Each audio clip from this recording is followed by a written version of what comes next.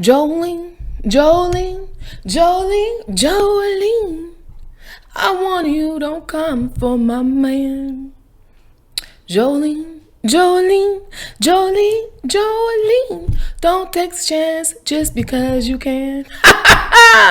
Welcome, Sunnies, to Beaming Light. I am Danita. Beaming stands for bold and light and aware, mature, insightful, nurturing, grateful.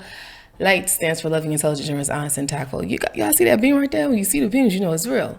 Welcome to my channel where I talk about my personal experiences, relate them to song lyrics, and song lyrics to Bible verses to make it make sense in today's society. Jolene, Jolene, Jolene, Jolene.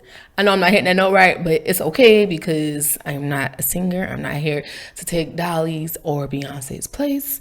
And let's get into it on that note. We're going to look at Proverbs 63:9, the New King James Version. Don't be a monster and risk it all for Jolene. Jolene, Jolene. Yo. I'm not sure if I said it, but beaming stands for bold and light and aware, mature, insightful, nurturing, grateful. Light stands for living, intelligent, generous, honest, and tactful. I think I did say it. Oh, Jolene, Jolene. Yeah, I was looking at the lyrics. I had heard this song where I was like, it's been resonating with me to play it, so I played it. And then she says, I can, like the first verse towards the end, she says, I can easily understand why you're attracted to my man, but you don't want no smoke, so shoot your shot with someone else. You heard me. Yo, when I was looking at the lyrics, I was like, this. Yeah. Shots fired by B. Yes, Queen B. Shots fired. Respect it. Respect. Yes. So Jolene obviously is a song by both Beyonce, but she remade Dolly Parton's original version. And I was just looking on YouTube. Dolly Parton wrote this song about a woman who was working at the bank. It's always the bitches at the bank. Remember on Insecure? Okay, so she wrote this song about this woman who worked at the bank, trying to like get at her husband while she was out on tour, you know, making money, trying to feed their family and stuff. Risk It All is a song by Usher, I believe, featuring her, and Monster is none other Mr. Kanye West, Hova himself, and Miss Nicki Minaj. Jolene, Jolene, y'all. I ain't gonna go into it because I'm not gonna gossip, but like, in my opinion, how I read the lyrics, it was like clearly directed to a situation. Yes. We talk about this on this channel, right? The issue of infidelity, I've dealt with it. And how people still feel like they can shoot your shot, whether it's the married person shooting their shot to a single person or the single person shooting their shot to the married person.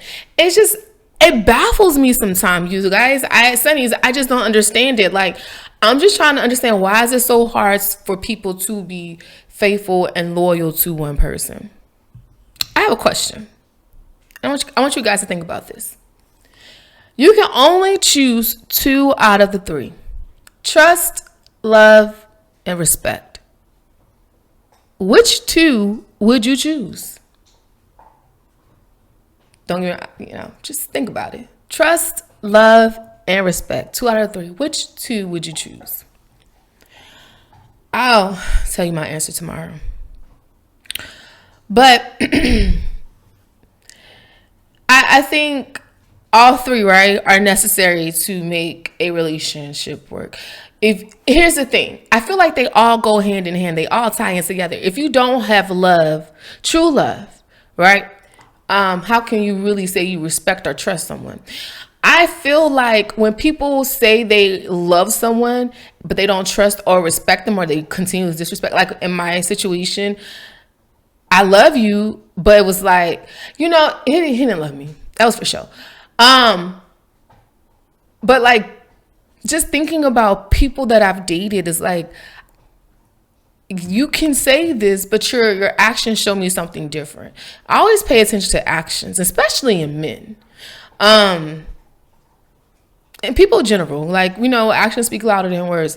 But men are not very expressive. I'm not going to say like all men are not expressive. I'm just going to say there's like a majority that are not. So you really have to look at their actions. It's hard.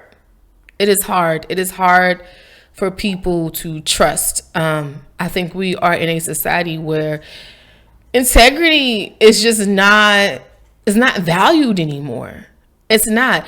It's all about how I can move up and get this cash.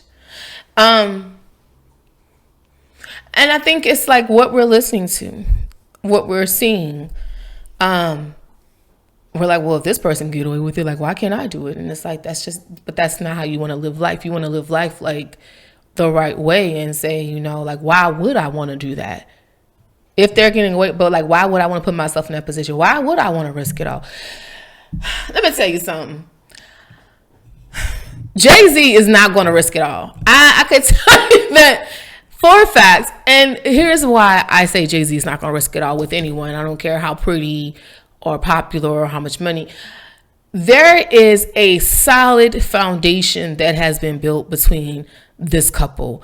It would have to be something very, very detrimental, very devastating, but I don't think it would be that. I don't think it would be infidelity. It would have to be something different. But I'm not speaking that over them. What I'm just saying is like, he's not going to risk it all at all.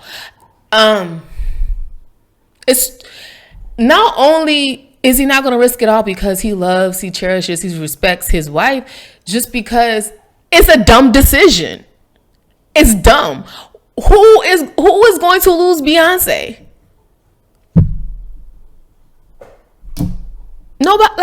Nobody in their right mind is going to say, well, I'm going to walk away from Beyonce. Like, what? Are you crazy? But not only that, it's just the accomplishments together, the example they're setting,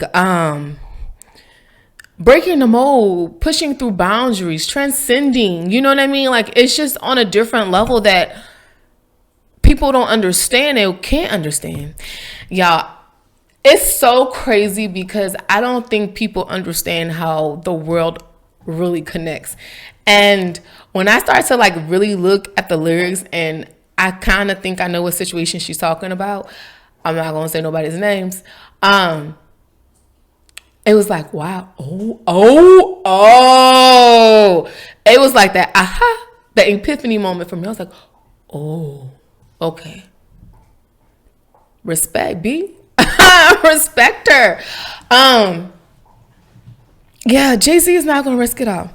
I want to get into the Bible verse real quick, and then I want to talk about some of my personal experiences. So we're going to look at, I'm sorry, I put Proverbs. This is actually Isaiah. Oh my gosh. I'm so used to using Proverbs. This is Isaiah. Mazel tov to you and your new bride. Okay, so Isaiah 63:9 says, New King James Version. I did say I was going to use that one. In all their affliction, he was afflicted, and the angel of his presence saved them. In his love and in his pity, he redeemed them, and he bore them and carried them all the days of old.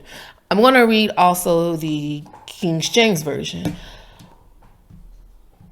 In all their affliction, he was afflicted, and the angel of his presence saved them, and in his love and in his pity, he redeemed them, and he bare them and carried. Oh, this is the same thing? No. I'm sorry. That's not what I want to read. I'm like, why am I reading the same thing? The New Living Translation. In all their suffering, he also suffered, and he personally rescued them. In his love and mercy, he redeemed them.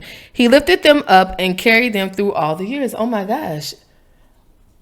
I got this completely messed up, y'all. So that's the NLT version, the New Living Translation.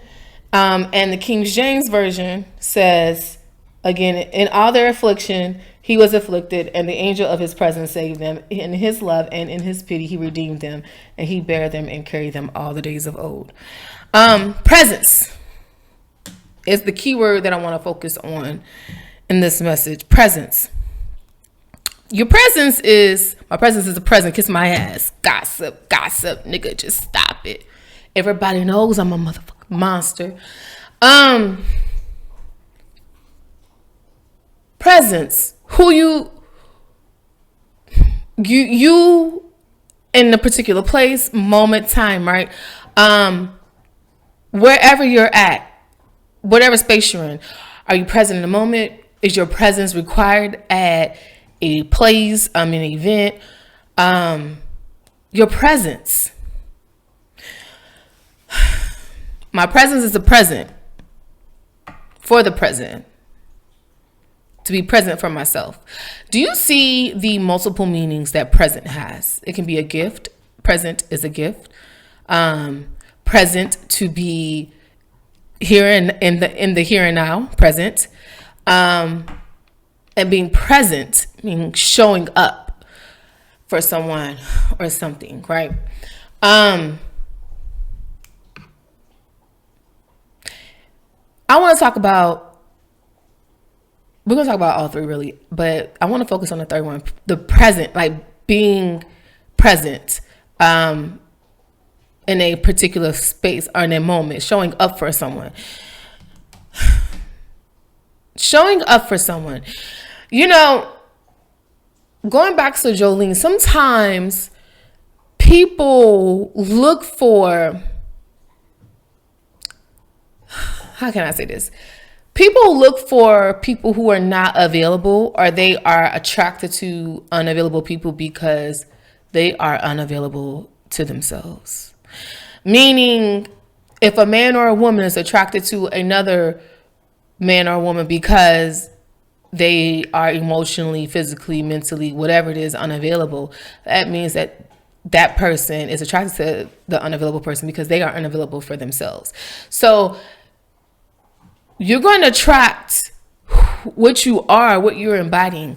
I recently just looked at a Sex and the City clip. I like Sex and the City. I love Carrie and her fashions. I love Charlotte. Samantha did not give a shit. And Miranda was a hard ass. But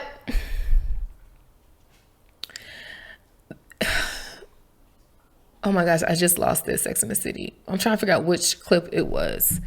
Let me go back to it. I was watching a Sex and the City clip. Oh, and her therapist was talking. She was talking to her therapist.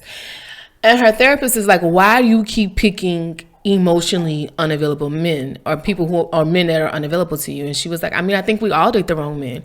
And her therapist gave her a harsh truth, a harsh reality. She said, but they all have you in common. So that's tough.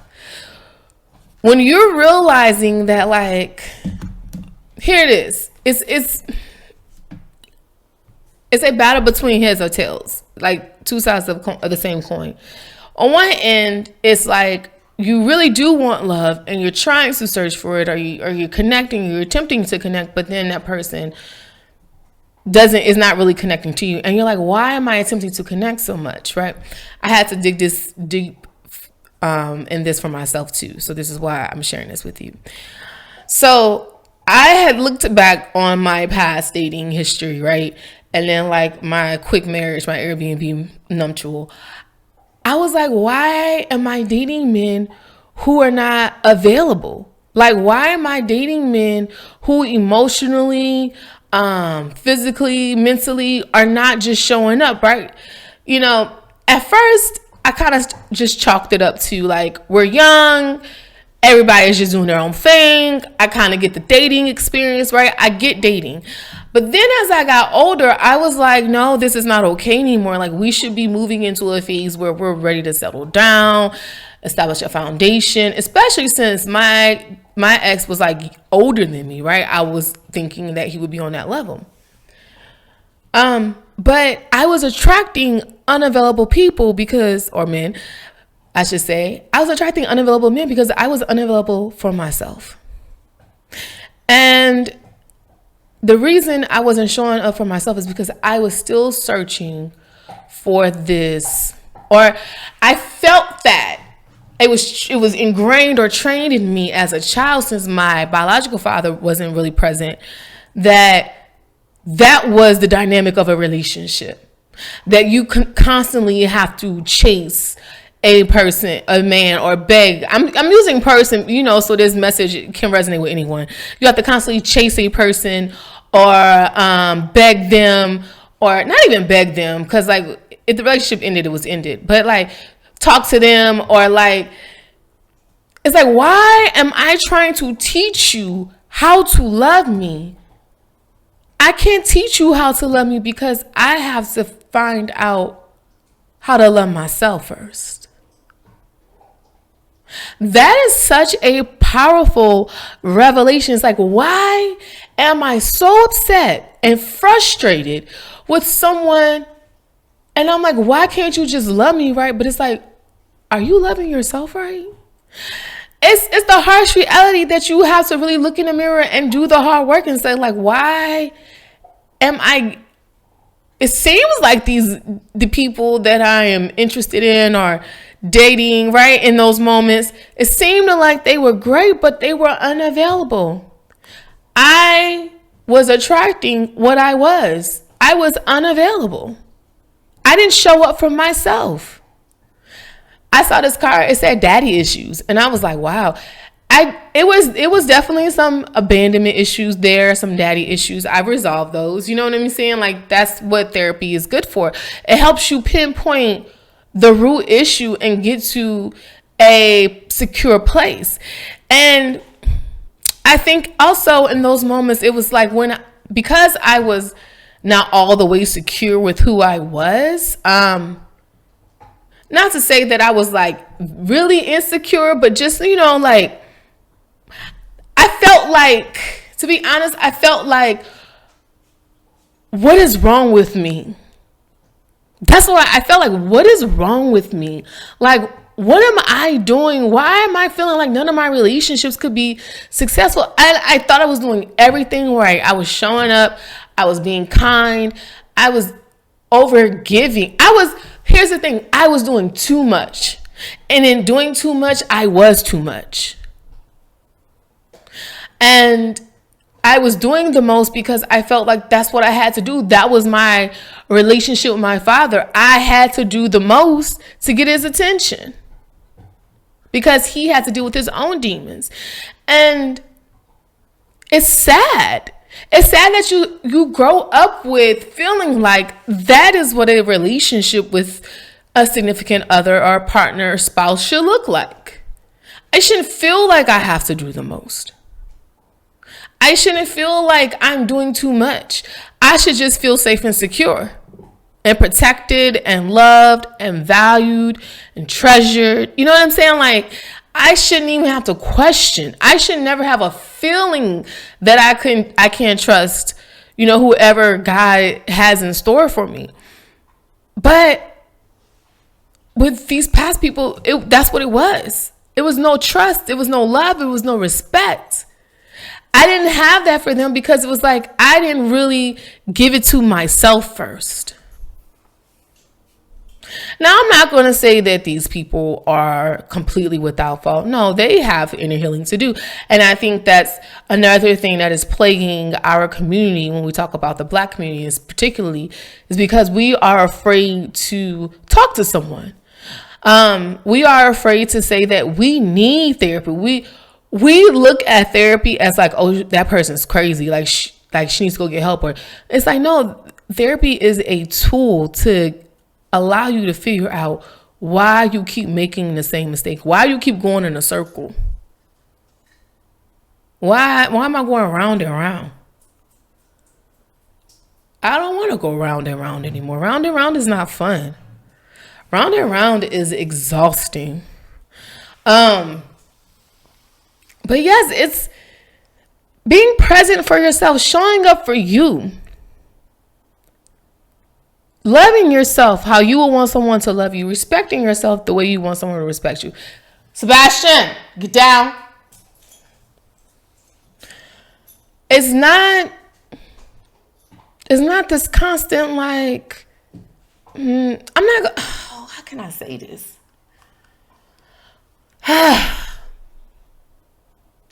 It's not this need for validation from somebody else, because you need to validate yourself. Validation comes from within, from God. So as long as you're good with God, it's like, who cares what everybody else thinks? You're going to attract the right person when it's time. But it just wasn't time. It wasn't time because I needed to work on myself. Stop. Go. It wasn't time because I had some things to do, right? Y'all don't want to be out here risking it all. Like, I was watching this video clip. I'm not sure if you heard of Tony Gaskins. He gives really good advice, relationship coach. He was talking about why married men approach single women, and it was very interesting to hear his take. He was saying that how and I'm going to say about when I take dating advice from someone else, I'm looking at their situation, right? He's been married for a long time. He has a family. So he was saying that married men typically look for a woman or are attracted to a woman because he's enthralled with her beauty and he wants to experience her. You know what I'm saying? Like, intimately. Or he sees her as a come up. I was like, damn, that's the harsh reality. Just like the harsh reality is like, what are you doing that you are attracting these people, or that you are shooting your shot with these people? Y'all, she's clearly talking about somebody in particular.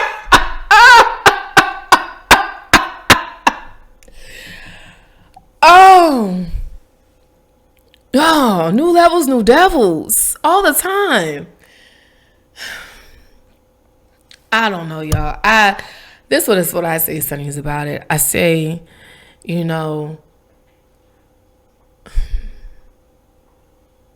heal. Do your inner work. And dating this is what I think about dating. I feel like dating is a good stepping stone, is a good tool before you decide to court, because I feel as if dating allows you to like I said, weed out what you do and what you don't want in a partner, as well as what you like about yourself. I think the most beautiful thing is really just finding yourself. What do you enjoy to do, and indulging yourself in your hobbies and your interests, and just allowing God to work, to do his will, to do his thing for you, because he's doing it. It just may not seem like it's moving as quickly as you want it to, but don't compare yourself to other people if you're single, and just keep moving on the right track. This is, y'all, I'm gonna tell y'all, I was looking at some stuff. I was like, how do you turn down a married man, right?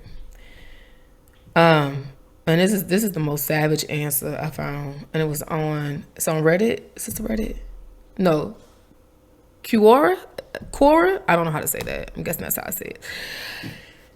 She said, okay, so like, how do you turn on a married man? She says, maybe something like, I know you are married now. Normally, she said, I know you are married now. Normally, that's how she said it, I would be flattered, but since someone who is married, and she says, say that part loud enough for people to start looking around, is hitting on me, it must mean it's because you think I'm either cheap, easy, or stupid. Cheap because you think you're going to get laid after a dinner and a couple of drinks. Easy because you think I'm going to sleep with a guy and it's no future. And stupid because not only is it a no-go, it's a no-go, waste of time situation for me. I would be hooking up with a guy who has absolutely no integrity. And if you would cheat on your wife, you would do it to me. So I am not flattered, but I am generous with my advice. It's your lucky day. Here's my gift to you. Go home and learn how to be a real husband to your poor wife. She deserves it for putting up with a lout like you. She must be a saint for trying to take you off the streets. Or maybe she was just cheap, easy, and stupid.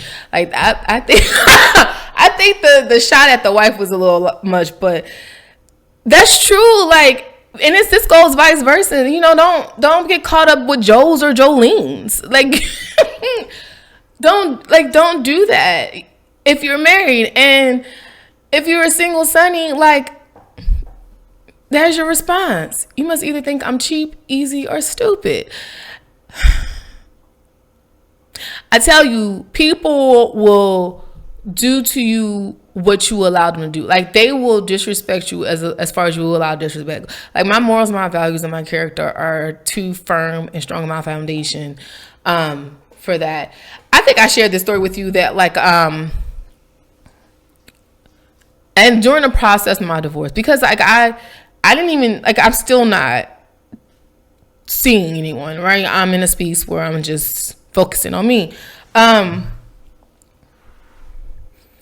didn't, like, I got, asked out while I was in the process of my divorce, but I always maintain, like, I'm still married, because I feel like, what example am I setting for myself? And then there was another married man. He was like, well, we could give each other advice. And I was like, no. I said, because that's really disrespectful to your wife. And I said, if I'm already having issues with my dude about things like that, I would definitely not I'm not going to just project that back onto someone else. No. But some people will try it. Yo, some people will try it. I think it's so selfish. You can't have yours, ours, and mine. Like, You will never be. Here's the thing. You will never be. I saw this too on YouTube. It's like, you will never be whole, always playing the side. Why be the side, sonnies? You're the whole meal. So you are wholehearted. You give whole love. So don't accept a piece of love, a side of love, a fragment. It's not worth it. It's not worth it. And, like, at the end of the day, I'm telling you, sonnies, like, what I've always, like, stood firm on, and, like, I said I would never do that, right? Except that time I told y'all about that I was unaware in my 20s. But, like, live and learn, due diligence, right? Now I'm going to do my research. I'm going to figure it out. It's just not good karma coming from that. It's not. That can, like, literally mess up your life. So, y'all, it's crazy that people will risk it all. It's crazy that people think they can break up what God has brought together. Oh, this is what I was going to say. I was going to say, oh my God, I keep losing this train of thought. It's bothering me. Crap.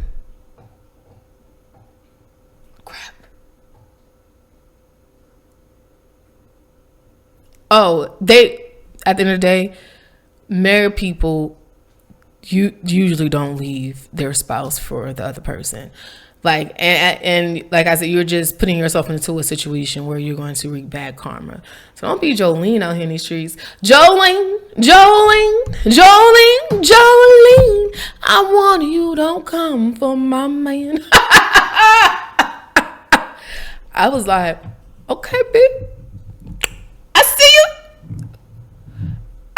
Look, spiritual ears are in tune. I know. Bless that little baby's heart. Y'all, just do me a solid. Just do me a favor, y'all. Don't be a monster and risk it all for Joe or Jolene. And that's Sunny Vibes on it. BB Millennium Community spread love, light, and positivity. Pay it forward with a random act of kindness. Sunny D vibes all day. I love you. I'm grateful for you all. I hope this message resonates with someone. I am so tapped in right now. I'm on ultralight beam. We on an ultralight beam. This is a God's dream. This is everything. You're everything, sonnies. You're whole. So don't ever play the side. All right? Until next time.